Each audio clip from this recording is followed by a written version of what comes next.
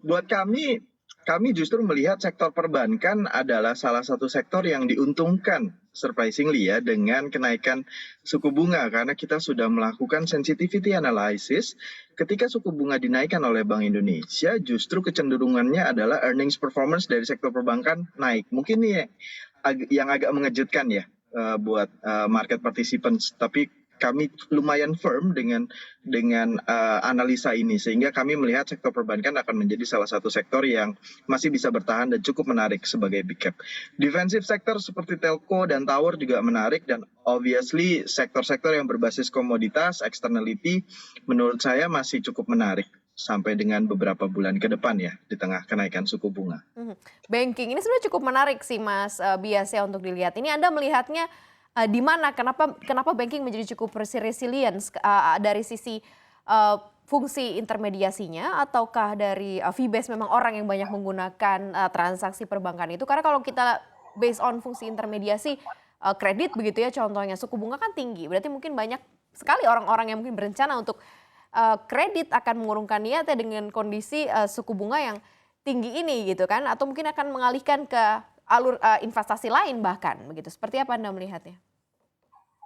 Iya, tadi saya bilang ketika kenaikan suku bunga hanya 25 basis poin atau mungkin maksimal 75 basis poin sampai akhir tahun menurut perkiraan kami, saya pikir itu belum sampai akan menurunkan appetite dari ekonomi untuk mengambil kredit gitu ya. Dan kalau itu terjadi, memang sektor banking ini menurut saya lebih sensitif terhadap loan growth atau pertumbuhan kredit ketimbang net interest margin atau cuan yang mereka hasilkan ketika suku bunga naik gitu ya. Dan buat saya ini masih tetap baik untuk sektor perbankan karena bahkan dengan ekspektasi kenaikan 75 basis poin untuk BI rate sampai akhir tahun, kita masih memperkirakan loan growth masih akan double digit. Karena memang secara fundamental ekonomi kita sendiri juga cukup kuat dan aktivitas ekonomi yang semakin kencang gitu ya, itu pasti akan membutuhkan financing dan salah satunya adalah didapatkan dari kredit gitu ya. Jadi kami pikir pertumbuhan kredit double digit 10% masih bisa sustain di tengah kenaikan suku bunga yang ada sekarang. Oke, baik. Mas Robertus, Anda melihatnya seperti apa? Side effect dampak dari mungkin kenaikan dari suku bunga ini nanti ke sektor perbankan secara keseluruhan. Karena kan kalau turun butuh relaksasinya sampai 6 bulan ya, tapi kalau naik biasanya immediately langsung terasa. Anda melihatnya seperti apa nih Mas Robertus? Iya, kalau kita lihat seperti bank besar di Indonesia, BCA misalnya yang mengatakan walaupun misalnya Bank Indonesia menaikkan suku bunganya, Bank BCA masih akan tetap bertahan untuk tetap suku bunga kreditnya itu tidak naik itu sampai akhir tahun. Ini saya rasa menjadi salah satu sentimen positif bagi perbankan bahwa dengan suku bunga yang ditahan, saya rasa pertumbuhan kredit juga masih bisa terjaga dan ini juga yang tadi dikatakan oleh Pak Bias ini akan mendorong kinerja dari perbankan dan juga optimisme investor terhadap emiten perbankan sehingga saya rasa untuk ketika kemudian suku bunga Bank Indonesia naik tapi kalau kita lihat keadaan fundamental Indonesia yang oke, pelonggaran yang masih dijaga, COVID yang terkendali, saya rasa itu yang masih akan menjaga prospek dari emiten perbankan. Tahun ini masih oke ya, tapi kan tahun ini tinggal 3 bulan ya Mas Robertus. Tahun depan nanti akan seperti apa? Ya, saya rasa masih akan cukup baik ya hingga akhir tahun untuk emiten perbankan. Karena itu tadi pelonggaran dan kita masih ada event besar yang nantinya cukup di akhir tahun. Saya rasa konsumsi bisa terangkat di sana, mungkin juga bisa menjadi salah satu momentum kredit juga bagi perbankan di akhir tahun, terutama untuk konsumsi. Oke, Mas Akil, kalau dari Anda seperti apa? Ini tadi Anda mungkin sama-sama mendengarkan ya, banking sektor sebagai salah satu yang juga diuntungkan. Mungkin Anda ada side atau ada gambaran mungkin sektor mana yang juga cukup diuntungkan atau cukup resilience di tengah kondisi seperti ini?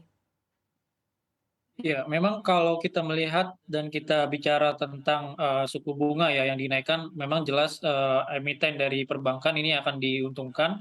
Namun kalau kita bisa mencermati ya dengan beberapa emiten yang memang masih memiliki dengan yang baik, itu memang dari sektor telekomunikasi sehingga nantinya sektor tersebut juga akan diuntungkan. Namun kami melihat yang cukup resilient memang dari sektor perbankan. Kita lihat memang secara LDR sendiri dari rata-rata perbankan itu ada di kisaran 80% dengan level optimal di 92%, dan dari perbankan di big caps-nya sendiri ini juga tidak akan terlalu terburu-buru untuk menaikkan tingkat suku bunga perbankannya, walaupun dari The Fed, walaupun dari Bank Indonesia menaikkan tingkat suku bunga, sehingga kreditnya pun juga masih akan terjaga dan juga masih akan tumbuh. Jadi kalau ditanya memang ketika The Fed ataupun juga Bank Indonesia menaikkan tingkat suku bunga, bisa kita cermati saham-saham ataupun juga sektor yang berbasis perbankan, lalu telco, lalu juga yang masih menjadi sentimen positif adalah dari komoditas ya, ataupun juga di batu bara itu sendiri.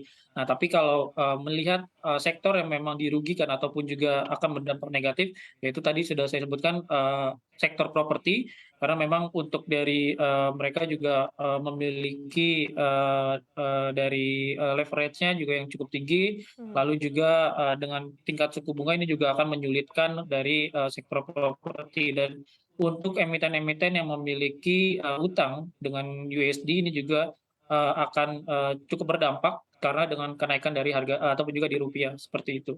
Oke, Mas Akil, sebenarnya kemana sih nantinya begitu ya aliran dana investor di tengah kondisi, panik? Karena kan kita lagi menunggu, akan kemana ya arah stance-nya, walaupun kita berbicara bahwa stance-nya akan ahead the curve, akan menaikkan suku bunga, tapi kan mungkin investor sudah melihat dari berbagai macam sisi begitu ya. Apakah risky asset masih tetap jadi pilihan begitu ya untuk jangka pendek, menengah, dan panjang, atau mungkin ada diversifikasi ke investasi lain, Mas Akil?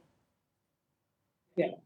Mungkin kalau kita lihat ya secara dalam jangka pendek dulu, bahwa kita bicara untuk setidaknya sampai tahun 2022, memang untuk dari market di pasar saham ini juga masih menarik dari para investor asing ya.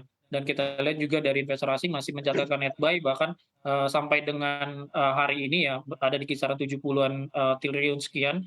Nah, itu yang memang menjadi suatu faktor ya, bahwa sebenarnya dengan kondisi market Indonesia yang masih cukup baik, investor asing pun juga merespon positif. Namun pertanyaannya adalah ketika nanti di tahun 2023 ya, kita lihat juga dari IHSG sudah all time high, dan apakah nanti dari investor asing menjelang mendekati tahun 2023 ini akan melakukan outflow. Nah, ini memang akan cukup menarik dengan adanya potensi penurunan dari harga komoditas. Kita tahu dari beberapa sumber dan juga beberapa emiten juga memproyeksikan dari harga komoditas ini akan cenderung untuk turun, sehingga ini juga akan mendorong dari investor untuk kembali menarik dananya sendiri, karena kalau kita tahu selain dari sektor perbankan yang memang dimasuki oleh asing, sektor batubara juga kemarin mencatatkan netbuy yang cukup luar biasa ya.